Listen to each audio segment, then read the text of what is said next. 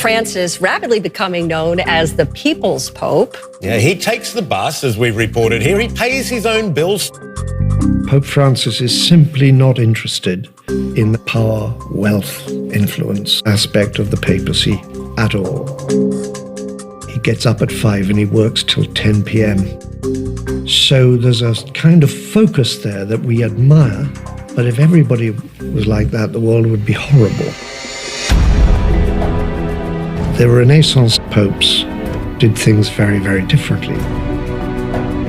They took a lot of holidays, they partied,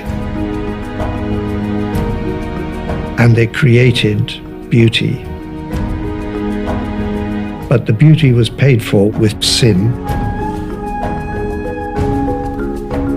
The Borgias, the Della Roveres, the Medicis, and the murderous power-hungry families that shape Renaissance Italy bring the church to a breaking point.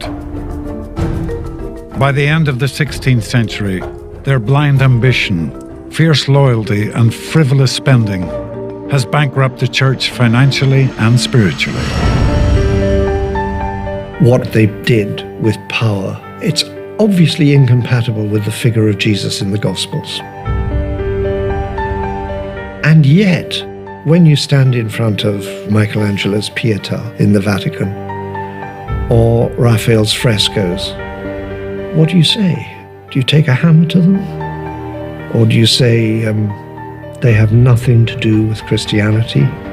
The finance and the corruption and the creativity are in a queasy relationship to each other all the way through this extraordinary moment in history. There can be no way to untangle the corruption of the Renaissance with the beauty and discovery that has come out of it. Much of the power of today's Vatican lies in the diplomatic positions set up by the Borgia Pope and the tourism attracted by the works of art commissioned by the Della Roveres and the Medicis. What has been erected are these extraordinary gifts to all of humanity so that the church is like a repository of beauty. How can we have this magnificent art repository and architecture of St. Peter's and then the corrupt actions of individuals? And yet the church is both. The duality of the Renaissance lies within every facet of the modern church. With all progress comes sacrifice.